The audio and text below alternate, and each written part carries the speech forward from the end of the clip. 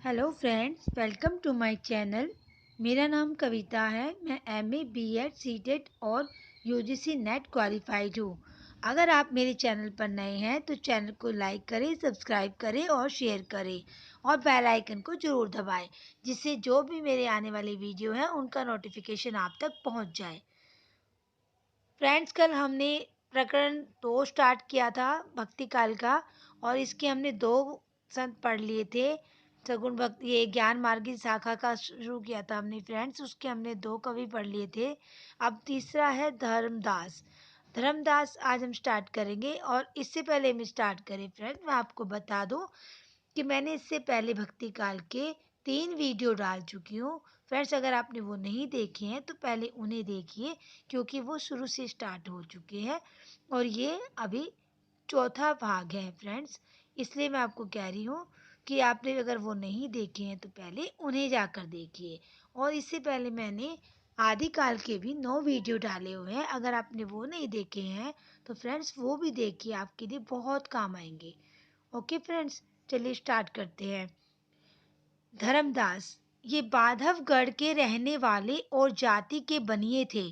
बाल्यावस्था में ही इनके हृदय में भक्ति का अंकुर था और ये साधुओं का सत्संग, दर्शन, पूजा, तीर्थाटन आदि किया करते थे। मथुरा से लौटते समय कबीरदास के साथ इनका साक्षात्कार हुआ। उन दिनों संत समाज में कबीर की पूरी प्रसिद्धि हो चुकी थी। कबीर के मुख से मूर्ति पूजा, तीर्थाटन, देवार्चन आदि का खंडन सुनकर इनका झुकाव निर्गुण संत मंत्र की ओर हुआ। अंत में ये कबीर से सत्य नाम की दीक्षा लेकर उनके प्रधान शिष्यों में हो गए और संवत 1575 में कबीरदास के परलोकवास पर उनकी गद्दी इन्हीं को मिली। कबीरदास के शिष्य होने पर इन्होंने अपनी सारी संपत्ति, जो बहुत अधिक थी, लुटा दी। ये कबीरदास की गद्दी पर 20 वर्ष के लगभग रहे और अत्यंत वृद्ध होकर इन्होंने शरीर छोड़ा। इनकी शब्दावली का भी संतों में बड़ा आदर है। इनकी रचना थोड़ी होने पर भी कबीर की अपेक्षा अधिक सरल भाव लिए हुए है। उसमें कठोरता और कर्कशता नहीं है। इन्होंने पूर्वी भाषा का ही व्यवहार किया है। इनकी अन्योक्तियों के व्यंजक चित्र अधिक मार्मिक है, क्योंकि इन्होंने खंडन मंडन से विशेष प्रयोजन न रख प्रेम तत्व को लेकर अपनी वाणी का प्रसार किया है। उदाहरण के लिए कुछ पद नीचे दिए जाते हैं। झरी लागे मलिया गगन गहराए, खन गरजे खन बिजुली चमके, लहरी उठे शोभा बरनी न जाए, सुन महल से अमृत बरसे, प्रेम आनंद है साधु नहाए, खुली केवड़िया मिटी अंधरिया, धनी सतगुरु जिन दिया लखाए, धर्मदास बिन वे कर जोरी, सतगुरु रचन में रहत समाए, मितऊ मड़ैया सुनी करी गेलो, अपना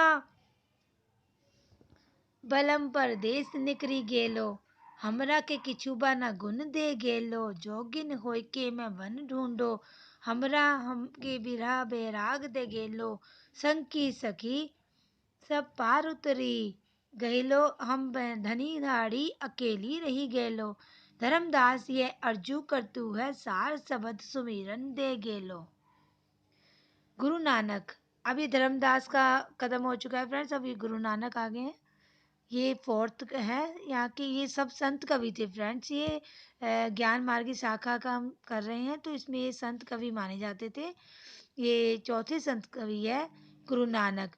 गुरु नानक का जन्म संवत 1526 कार्तिकी पूर्णिमा के दिन तिलवंडी ग्राम जिला लाहौर में हुआ।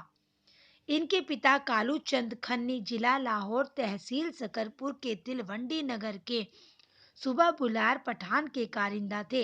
इनकी माता का नाम तृप्ता था। नानक जी बाल्यावस्था से ही अत्यंत साधु स्वभाव के थे। संवत 1545 में इनका विवाह गुरुदासपुर के मूलचंद खत्री के कन्या सुलक्षणी से हुआ।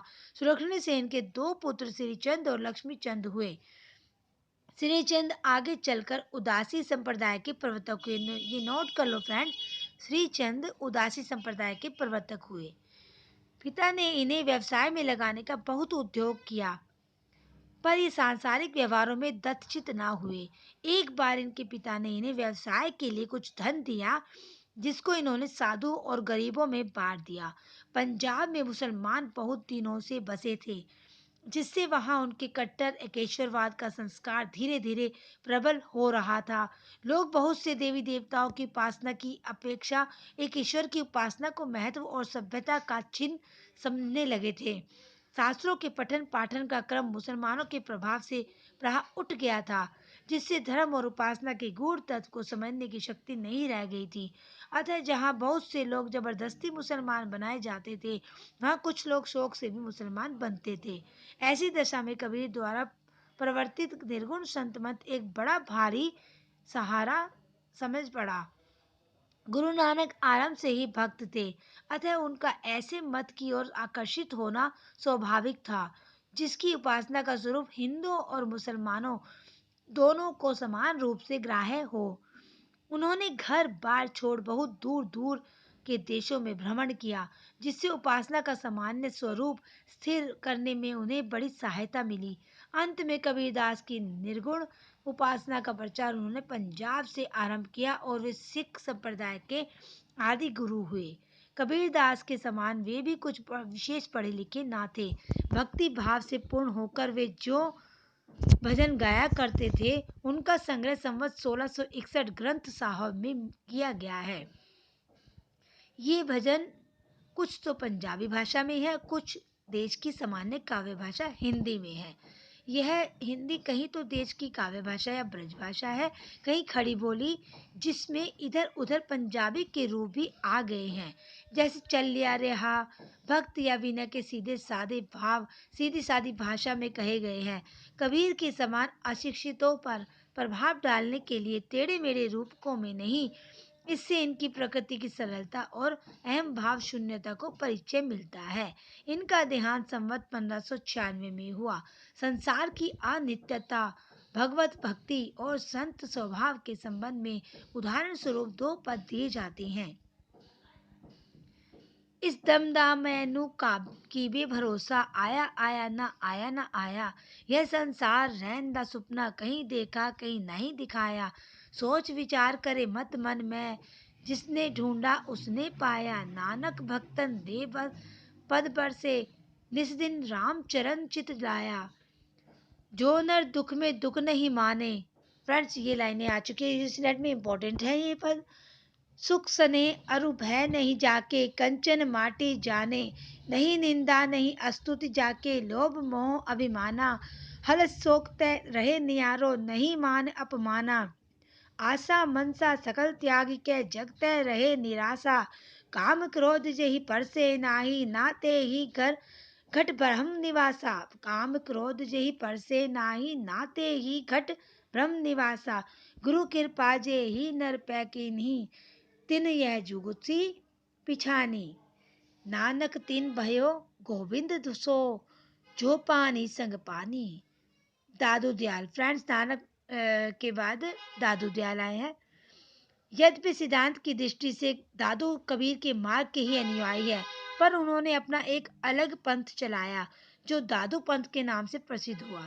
दादू पंथी लोग, अब आप ये देख लीजिए फ्रेंड, दादू पंथ दादू दाल ने चलाया है, और इनका जन्म जो संवत 1601 में गुजरात के अहमदाबाद नामक स्थान में मानते हैं, जिनकी जाति के संबंध में भी मतभेद है। कुछ लोग गुजराती ब्राह्मण मानते हैं और कुछ लोग इन्हें मोची या धुनिया मानते हैं। कबीर साहब की उत्पत्ति कथा से मिलती है। जुलती दादू दयाल की उत्पत्ति कथा भी दादू दयाल पंथी लोग कहते हैं। उनके अनुसार दादू बच्चे के रूप में साबरमती नदी में बहते हुए लादी राम नामक एक नागर ब्राह्मण को मिले थे। चाहे जो हो, अधिकतर ये नीची जाति के ही माने जाते हैं। दादू दयाल का गुरु कौन था यह ज्ञात नहीं, पर कबीर का इनकी वाणी में बहुत जगह नाम आया है, और इसमें कोई संदेह नहीं कि ये इन्हीं की मतानुयायी थे। दादू दयाल 14 वर्ष तक आमेर में रहे। वहाँ मारवाड़ा, बीकानेर आदि स्थानों में घूमते हुए संवत 1659 में नारायणा में जयपुर से 20 कोस दूर आकर रह गए। वहाँ से 3-4 कोस पर भराने की पहाड़ी है, वहाँ भी ये अंतिम समय में कुछ दिनों तक रहे और वहीं संवत 1660 में शरीर छोड़ा। वह स्थान दादू पंथियों का प्रधान अड्डा है और दादू जी के कपड़े और पोथियां अब रखी है। और निर्गुण पंथियों के समान दादू पंथी लोग भी अपने को निरंजन निराकार का उपासक बताते हैं। ये लोग न तिलक लगाते हैं, न कंठी पहनते हैं, साथ में एक सुमिरन रखते हैं और सतराम कहकर अभिवादन करते हैं। दादू की बानी अधिकतर कबीर की साखी से मिलते जुलते दोहों में है। कहीं कहीं गाने के पद भी है। भाषा मिली जुली पश्चिमी हिंदी है जिसमें राजस्थान का मेल भी है। अब अभी देखिए फ्रेंड्स, इनकी भाषा भाषा नोट करते जाओ, ये किसके कौन सी भाषा है। कबीर के समान पूर्वी हिंदी का व्यवहार इन्होंने नहीं किया। इनकी रचना में अरबी फारसी के शब्द अधिक आए हैं और प्रेम तत्व की व्यंजना अधिक है। घर के भीतर के रहस्य प्रदर्शन की प्रवृत्ति इनमें बहुत कम है। दादू की बानी में यद्यपि उक्तियों का वह चमत्कार नहीं है जो कबीर की बानी में मिलता है, पर प्रेम भाव का निरूपण अधिक सरस और गंभीर है। कबीर के समान खंडन और वाद विवाद में इन्हें रुचि नहीं थी। इनकी बानी में भी वे ही प्रसंग है जो निर्गुण मार्गियों की बानियों में साधारणतः आया करते हैं, जैसे ईश्वर की व्यापकता, सतगुरु की महिमा, जाति पाति का निराकरण, हिंदू मुसलमानों का भेद, संसार की अनित्यता, आत्मबोध इत्यादि। इनकी रचना इससे इस पद से फ्रेंड्स पता लग जाएगा आपको। घीव दूध में रमी रहा, व्यापक सब ही ठोर, दादू बकता बहुत है, मति काढ़े ते और, यह मसीत यह देहरा सतगुरु दिया दिखाड़, दिखाई भीतर सेवा बंदगी, बाहिर काहे जाई, दादू देख दयाल को सकल रहा भरपूर, रोम रोम में रमी रहा तू जानी जाने दूर, केते पारखी पछित हुए मुए, कीमती कहीं न जाई, दादू सब हैरान है गूंगे का गुड़ खाई, जब मन रागे राम सो तब अनत काहे को जाई, दादू पानी लुण जो ऐसे रहे समाई, भाई रे ऐसा पंथ हमारा द्विपक रहित पंथ, घ पूरा अभरन एक अधारा, वाद विवाद काहू सो नाही, मैं हूँ जगदे न्यारा, समदृष्टि सु भाई सहज में आप ही आप बिचारा, मैं तै मेरी यह मति नाही, निर्बेरी निर्बकारा, काम कल्पना कदे न कीजे पूरन भ्रम प्यारा, यही पथि पहुँची पार गही दादू सो तब सहज सभारा। अब फ्रेंड सुंदरदास आ गए हैं। यहाँ पे सुंदरदास के बारे में पढ़ेंगे हम। ये खंडेलवाल के बनिए थे और चैत्र शुक्ल 9 संवत 1653 में इनका घोसा नामक स्थान पर ये इनका जन्म हुआ था। इनके पिता जो थे उनका नाम परमानंद और माता का नाम सती था। ये 6 वर्ष के थे तब दादू दयाल घोसा में गए थे। तभी से यह दादू दयाल के शिष्य हो गए और उनके साथ रहने लगे। संवत 1660 में दादू दयाल का देहांत हुआ। तब तक ये नराना में रहे। फिर जगजीवन साधु के साथ अपने जन्म स्थान घोसा में आ गए। वहां संवत 1663 तक रहकर फिर जगजीवन के साथ काशी चले आए। वहां 30 वर्ष की अवस्था तक ये संस्कृत व्याकरण, वेदांत और पुराण आदि पढ़ते रहे। संस्कृत के अतिरिक्त ये फारसी भी जानते थे। काशी से लौटने पर ये राजपुताने के फतेहपुर नामक स्थान पर आ रहे। वहाँ के नवाब अलिफ खां इन्हें बहुत मानते थे। इनका देहांत कार्तिक शुक्ल 8 संवत 1746 को सांगानेर में हुआ। इनका डील डोल बहुत अच्छा, रंग गोरा और रूप बहुत सुंदर था। स्वभाव अत्यंत कोमल और मृदुल था। ये बाल ब्रह्मचारी थे और स्त्री की चर्चा से सदा दूर रहते थे। निर्गुण पंथियों में यही एक ऐसे व्यक्ति थे जिन्हें समूची शिक्षा मिली थी और जो काव्य कला की रीति आदि से अच्छी तरह परिचित थे। अतः इनकी रचना साहित्यिक और सरस है। भाषा भी काव्य की मंजी हुई ब्रजभाषा है। भक्ति और ज्ञान चर्चा के अतिरिक्त नीति और देशाचर आदि पर भी इन्होंने बड़े सुंदर पद कहे हैं और संतों ने केवल गाने के पद और दोहे कहे हैं, पर इन्होंने सिद्धहस्त कवियों के समान बहुत से कवित्त सविये रचे हैं। यूं तो छोटे मोटे इनके अनेक ग्रंथ हैं, पर सुंदर विलाप ही सबसे अधिक प्रसिद्ध है, जिसमें कवित्त सविये ही अधिक है। इन कवित्त सवियों में यमक, अनुप्रास, अर्थालंकार आदि की योजना बराबर मिलती है। इनकी रचना काव्य पद्धति के अनुसार होने के कारण और संतों के रचना से भिन्न दिखाई पड़ती है। संत तो ये थे कि पर कवि भी थे। इससे समाज के रीति नीति पर इनकी बड़ी विनोदपूर्ण उक्तियां हैं। जैसे गुजरात पर आभड़ छीत अति सो होत बिलार और कुकर चाटत हांडी मारवाड़ पर विच्छ न नीरन उत्तम चीर सुदेशन में गत देश है मारू दक्षिण पर रोधत प्याज बिगाड़त नाज न आवत लाज करे सब भक्षण पूर्व देश पर ब्राह्मण क्षत्रिय बैसरू सुंदर चारोई वर्ण के मच्छ बदारत इनकी रचना के कुछ नमूने दिए जाते हैं। गेह तज्जो अरु देह तज्जो पुनि खेल लगाई क्या देह सवारी में से सहे सिर शीत सहे तन धूप समेत जो पंचागिनी बारी भूख सही रही रुख तरे पर सुंदर दास सबे दुख भारी दासन छाड़ी के कासन ऊपर आसन मारियो ते आसना मारी। व्यर्थ की तुकबंदी और उटपटांग बानी इनकी रुचिकर ना थी। इसका पता इनके कवि से लग जाता है। बोलिए तो जब ये फ्रेंड नोट कर लो, ये आ चुका है, ये भी इम्पोर्टेंट पद है। अब ये देखिए, अभी सुंदर दास का पद है। बोले तो तब जब बोलिबे की बुद्धि होए ना तो मुख मौन गई चुप होए रहिए जोरिए तो तब जब जोरिए भी की रीति जाने तुक छंद अर्थ अनूप जामे लहिए गाइए तो तब जब गायबे को कंठ होए श्रवण के सुनता ही मने जाय गहिए तुक भंग छंद भंग अर्थ मिले न कछु सुंदर कहत ऐसी बाणी नहीं कहिए।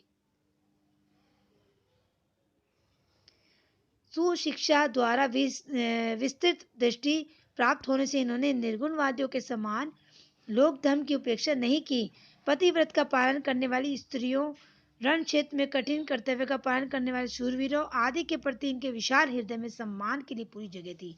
अब इनके उदाहरण में देख लीजिए। अब ये पति ही सु प्रेम होए पति ही सु नेम होए पति ही सो क्षेम होए पति ही सु रत है पति ही जग जोग पति ही है रस भोग पति ही सु मीठे सोग पति ही को जत है पति ही है ज्ञान ध्यान पति ही है पुण्य दान पति ही है तीर्थ ज्ञान पति ही तो को मत है पति बिनु पति नाही पति बिनु गति नाही सुंदर सकल विधि एक पति व्रत है सुनत नगारे चोट बिगा से कमल मुख अधिक उछाए फूलो मात है न तन में फेरे जब साग तब कोई कहू नहीं धीर धरे कायर कपाए मान होत देखी मन में कुदी के पतंग जैसे परत पावक माही ऐसे टूटी परे बहु सावत के गन में मारी घमसान करी सुंदर जुहीरे जुहारे श्याम सोई सुर वीर रूपी रह जाए रन में।